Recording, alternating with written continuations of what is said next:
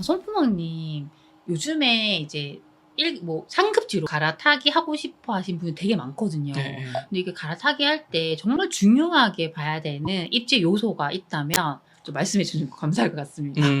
저도 사실 지금 갈아타려고 막 이렇게 하고 있는데, 물론 취득세 때문에 문제지만, 근데 정말 지금 1주택자가 갈아타기는 정말 좋은 시기라고 생각을 하는데, 상급지 갈아타는데 입지 요소. 근데 상급지라고 하면 내가 사는 것보다 그쵸. 보통 상급지는 저는 그렇게 봐요. 대부분 상급지로 가면 학군지가 많거든요. 제가 볼 때는 학군지가 많아서. 근데 학군지를 그러면은, 학군지는 이제 사실 뭐 학군이 좋거나 학원가가 많거나 그런 곳인데, 그런 곳에 제가 보니까 패턴들이 있어요. 제가 가려고 하는 상급지가 학군지인데, 그러면은 조금 더 이제 그 시기를 빨리 매수를 할 거면은 뭐 예를 들면 추석이나 9월, 10월 되기 전에 조금 미리 계약부터 해놓고 사실 이제 뒤로 입주를 하거나 그렇게 하는 전략들이 좀 필요하지 않을까라는 생각들을 합니다. 왜냐하면 학군지는 그런 계절적 특성이 있으니까. 근데 학군지가 아닌 곳들은 거래량이 거의 뭐 이렇게 패턴이 없어요. 들쑥날쑥하고 패턴이 없고 그런 것들이 있는데, 근데 대부분 갈아타시려는 것들이 상급지에는 학군지들이 많으니까 그런 것들을 조금 고려하시면 해서 시기들을 잘 맞추시면 좋지 않을까 싶습니다. 이게 상급지 갈아타고는 싶은데 네. 부동산에 대해서 정말 전혀 모르는 분들도 있잖아요. 네. 그런 분들은 입지 공부를 어떻게 해야 될까요? 정말 내가 아무것도 몰라서 진짜 부동산 처음 시작한다고 생각하시면 내가 살고 있는 집, 내가 살고 있는 동네부터 사실 보셔야 되고, 그게 이제 가격이 얼마인지, 그리고 그러면 내가 사는 동네에 제일 비싼 아파트, 우리 동네에 제일 비싼 아파트가 얼마인지, 그리고 걔는 그러면 왜 비싼지를 한번 보시면, 내가 사는 집과 제일 비싼 집의 비교부터 시작하시는, 부동산 비교 학문이라고 생각하는데, 거기서부터 비교를 해보면 얘는 뭐가 좋아서 이렇게 비싸지? 브랜드인가? 학군인가? 학교가 바로 옆에 있어서 그러나? 이제 그런 것들을 비교를 해보시다 보면 거기서부터 시작이거든요. 그러면 우리 동네하고 옆 동네하고 대장하고 이렇게 비교해 보시다 보면 비싼 단지들의 공통점이 보일 거예요. 예, 그게 이제 실제로 저는 이제 사실 지역마다 조금 다르다고 생각하는데, 가격이 비싼 곳들, 그런 것들을 공부해 보시다 보면 이런 것들이 비싸구나. 그래서 그런 것들, 그러면 가격의 추이를 예를 들면 호갱노나 이런 데 가서 보시면 이런 것들이 오를 때 훨씬 많이 오르는구나를 그때부터 느낄 수 있어요. 그러면 이제 보는 눈들이 조금씩 이제 트이기 시작하는 거고, 그러면 나도 이런 곳들로 가야 되겠구나 라는 이제 아마 생각이 드실 것 같아요. 그 과정이 결국에 아무리 다 뭐 이런 여러 가지 데이터로 이야기해도 결국에 그 저평가 비교, 어떤 것들이 가격을 치고 올라가는지를 분석을 하시면 그게 핵심이고 본질이거든요. 그 과정을 차근차근 내가 잘하는 것부터 당장 투자하지 마시고, 내가 사는 동네부터 좋은 거 아니니까 당장 투자하지 마시고 그 공부부터 확신이 드실 때까지 조금 하시면 좋지 않나 생각됩니다. 본질에 집중하라. 그 네, 말이 본질이죠. 네. 너무 중요한 말씀인 것 같습니다. 그럼 저 또 궁금한 게 손프방님께서 생각하시는 그 상급지의 기준이 어떻게 돼 있는지 좀 말씀 부탁드립니다. 상급지라고 생각하는 건 대부분 가격이 비싼 곳이잖아요. 그 가격이 비싼 곳이, 가격이 그러면 왜 그렇게 비싼지부터 생각을 해보면 결국 사람들의 수요가 중첩이 많이 되는 곳이 가격이 비싼 곳이거든요. 저는 그렇게 생각해요. 이 희소성 대비해서 수요가, 예를 들면 이제 쉽게 설명하면 우리가 애들 영어만 잘한다고 해서 전교 1등이 안 되잖아요. 전교 1등 되려면 영어도 잘해야 되고 수학도 잘해야 되고 국어도 잘해야 되고 다 잘해야 돼요. 그러니까 그게 결국에 가격이라는 거예요. 그래서 예를 들면 교통만 좋다, 걔는 대장이 될 수 없어요. 수요, 지금 학군, 교통, 직주 근접, 이게 저는 지역마다 선호도가 다르다고 보거든요. 왜냐하면 사람들이 불편함을 느끼는 크기가 다르기 때문에. 저도 서울에 살아봤지만 서울에서 수도권에서는 교통 직주 근접, 이 회사가 먼 거에 대한 불편함이 엄청나게 커요. 왜냐면 맞벌이 하시면 출퇴근만 해서 3시간이면 부부 합산하면 6시간이에요. 그러니까 학군보다 출퇴근의 불편함이 훨씬 크니까 수도권에서는 직주 근접이 훨씬 더 중요하고, 그게 가격에 영향을 많이 미칩니다. 그래서 GTX 이번에 보시면 호재가 그렇게 열광하죠. 근데 지방에서는 교통이 그렇게 중요하지 않아요. 그렇기 때문에 교통보다는 학군이거든요. 그래서 그런 이 교통이냐 학군이냐 이런 수요들이 좋은 곳들이 중첩되는 곳들이 결국 가격이 비싼 거고, 그런 곳들이 더 그게 또 어떻게 보면 실수요자들이 원하는 거기 때문에 하락장에서도 가격의 방어가 더 된다고 저는 생각합니다. 그래서 상급지의 기준은 지역들마다 사실 조금 다르게 보시긴 해야 되는데 수도권인 경우에는 뭐 정리하자면 사실 직주 근접 교통이 훨씬 더 큰 영향을 미치고 가격에, 지방 같은 경우에는 사실 끝에서 끝까지 직장 거리 해봐야 1시간 만에 다 가기 때문에 학군이 훨씬 더 중요하게 상급지에 작용을 한다라고 저는 이제 그렇게 해석을 하고 있습니다. 그러니까 지역마다 그 상급지의 좀 기준을 다르게 봐야 되다. 예. 한 부분이 우리가 매수를 할 때 이 정도 가격이 좀 적정하다라고 생각한 기준이 있잖아요. 네. 손포망님은 이런 적정 가격을 어떻게 정하시는지 좀 궁금해요. 요즘 사실 워낙 갑자기 그 가격이 많이 빠지다 보니까 최고가 대비해서 뭐 20% 30% 빠지면 매수해도 된다, 사실 이런 이제 이야기 하시는 분들이 많거든요. 근데 저는 사실 생각이 약간 다른 게, 예전에 네덜란드의 튤립 버블이라고 혹시 들어보셨습니까? 네. 정말 말도 안 되는 튤립 뿌리가 일반 근로자 뭐 10년 소득 이 정도 수준까지 올라갔었다고 합니다. 그러니까 이 버블이라는 거는 크기는 정말 가늠할 수 없다고 보니, 그러면 최고가에서 20% 30% 빠졌다고 해서 그게 적정 가격이다? 버블의 크기가 어느냐에 따라 사실 다른 거고, 그건 개별 단지마다 사실 워낙 편차가 큰 거기 때문에 최고가 대비해서 몇 프로 빠졌다 적정 가격보다는, 지금 가격들은 어떻게 보면 유동성 버블, 코로나로 인한 유동성 버블들이 빠지고 있는 시기라고 보거든요.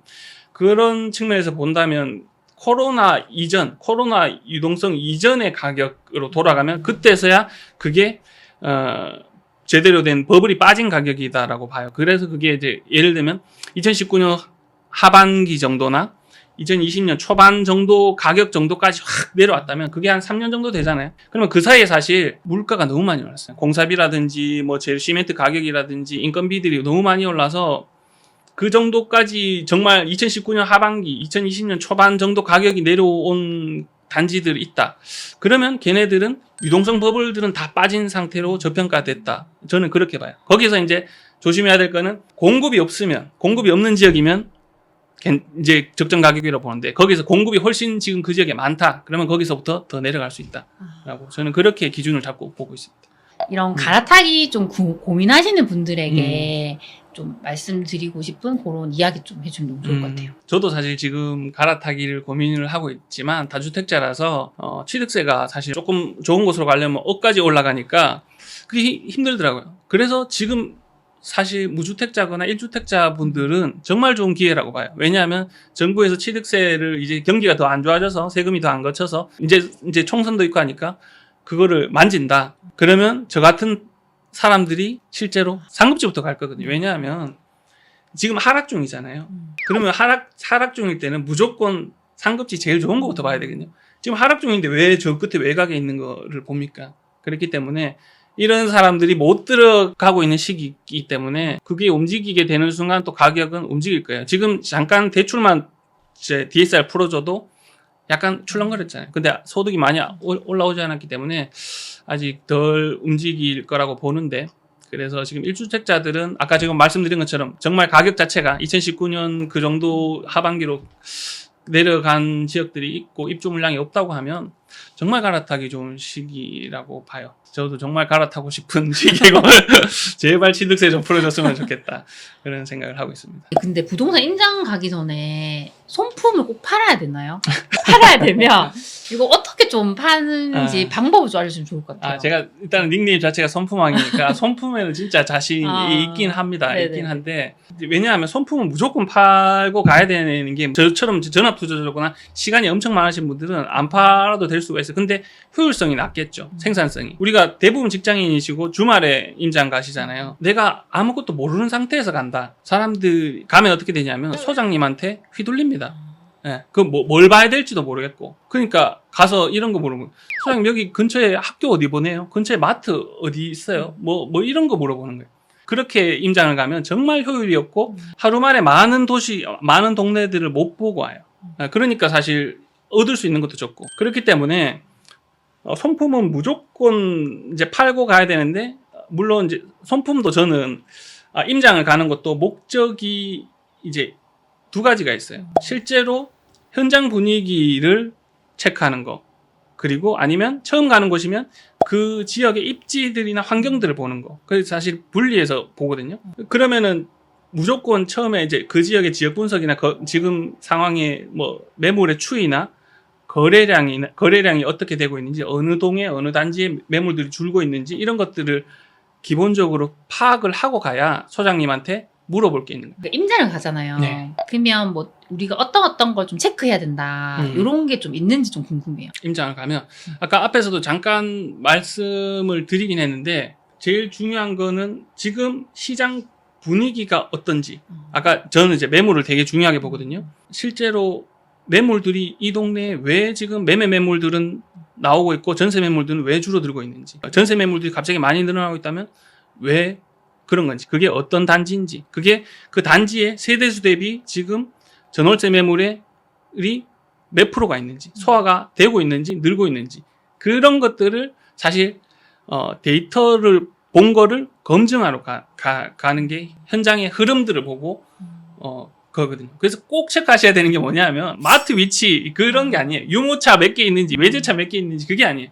전체적인 흐름이 어떻게 되고 있고 어떤 단지가 지금 입주장이 됐는데 몇 프로가 입주가 됐고 이게 소화가 되는 속도가 얼마나 되고 그거를 내가 본 데이터가 현장이 실제로 맞는지 그 데이터랑 현장의 괴리가 얼마나 되는지 그것들을 여러 번 비교하시다 보면 기준이 생겨요. 지금 매물들이 이 정도 속도로 줄어들고 있으면 현장 분위기가 어떻겠구나. 소장님이 바쁘겠구나 안 바쁘겠구나. 그런 것들을 사실 꼭 체크하시고 입주 물량은 다 여러분들이 선품 팔아서 당연히 가야 되는 거고 그 입주장의 지금 분위기가 어떤지 그런 것들을 현장에서 실제로 네이버 매물대로 거래가 되고 있는지 매물 시세대로 거래가 되고 있는지 그런 것들을 현장에서 꼭 체크하셔야지 그런 것들 다 조사를 안 해가고 아까 앞에서 말씀드린 것처럼 거기 가서 이제 하나하나 하기 시작하시면 소장님도 대번에 눈치챈다. 그래서 그냥 끌고 들어간다. 그렇게 이해하시면 돼요. 그럼 요즘에는 네. 어디로 임장 가면 좋을까요? 지금은 대부분 전체 하락하고 있고 약간 반등이 나왔었잖아요. 어쨌든 약간 반등 나왔다고 하더라도 상급지.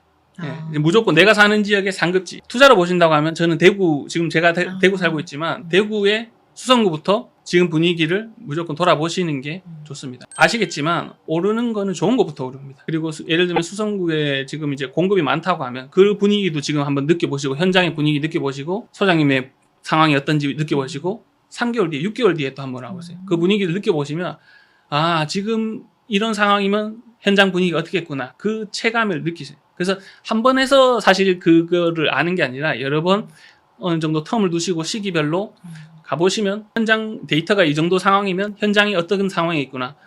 왜냐하면 현장이 사실 조금 더 빠르니까. 그런 것들을 감안해서 데이터도 보셔야 된다. 특히나 혼자서 부동산 공부하시는 분들은 손품이나 이런 임장 가는 거 꾸준히 하기 힘들다 하시더라고요. 네네. 그런 것도 좀 더 꾸준하게 할 수 있는 좀 팁이 있을까요? 제가 생각하는 베스트는 스터디. 운동하는 것도 힘들잖아요. 헬스장 끊으면 돈 냈으니까 어쩔 수 없이라도 가잖아요. 그런 것처럼 약간 함께 할 수 있고 구속할 수 있는 스터디, 나랑 마음 맞는 사람들하고 딱 월에 한 번 무조건 가겠다. 이때 돈을 내놓고 무조건 간다. 뭐 이렇게 하는 게 제일 좋고 그 이외에 손품 팔고 이렇게 분석하는 것도 똑같이 마찬가지로 루틴을 만들어 놓으시는 게 좋은 것 같아요. 금요일 날 무조건 한 개 지역 분석을 한다. 한 개 지역 흐름을 파악한다. 그런 것들을 루틴을 만들어 놓고 그거를 저는 항상 이야기하는 게 내가 분석해 놓은 거를 간단하게 했더라도 기록을 남겨놓으라고. 남들이 보는 블로그가 아니라도 내가 혼자 보는 그런 어떤 메모장이라도 그때의 상황과 그때 내 생각들을 기록을 남겨놔요. 그게 자산이 됩니다. 진짜 그게 자산이 되고 그게 쌓여서 인사이트가 되거든요.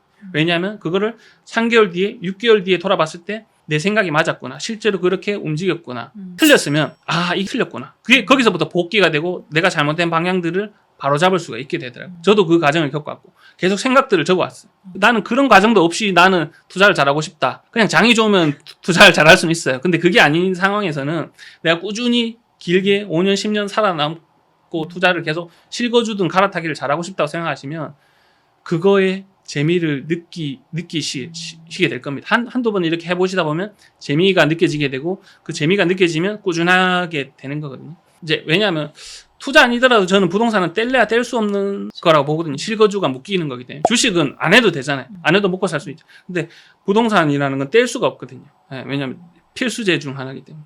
그래서 그 과정은 재미를 느껴보시면 취미도 되고 돈도 되는 결국에 그렇게 가족들의 어떻게 보면 행복까지 좋아질 수 있는 그런 거라고 봅니다. 그래서 그렇게 한번 작게 내 생각들을 기록하고 분석해보는 시간들을 취미로 만드시면 좋을 것 같습니다. 그럼 송풍환님은 혼자 분석하시고 혼자 임장하시나요? 저는 이제 조금 그렇죠. 예전에는 이제 같이 투자하시는 분들, 회사 다닐 때도 저랑 같이 투자하시는 분들이랑 같이 가서 이렇게 보고 했었는데, 지금은 이제 저는 이제 평일날 대부분 가니까 그것들이 잘 쉽지가 않거든요. 주변에 물론 전업 투자하는 친구들이 있어서 그 친구들하고 시간 맞으면 지금 가끔 하는데, 혼자 가는 게 사실 편하긴 편해요. 저도 그렇더라고요. 그냥 시간 네. 맞추면 안 돼서 그런데 혼자 가는 게 혼자는 뭐 가고 싶으면 가면 되니까 네. 저도 혼자 많이 가게 되는 거죠. 네, 그렇죠. 혼자 가야지 내가 보고 싶은 것만 딱 보고 오고 맞아. 탁탁탁 집중적으로 보고 맞아. 오기 때문에. 근데 다른 분에 가면 또 그분한테 맞춰야 되니까. 그렇죠. 그러면 이제 잘 모르시는 분이면 제가 설명도 해드려야 되고 하니까 조금 맞죠. 그런 건 있어요. 네. 오늘 또 이렇게 좋은 말씀 많이 주셔서 아유. 감사드립니다. 그럼 우리 다음 시간에 네. 만나요. 안녕. 네.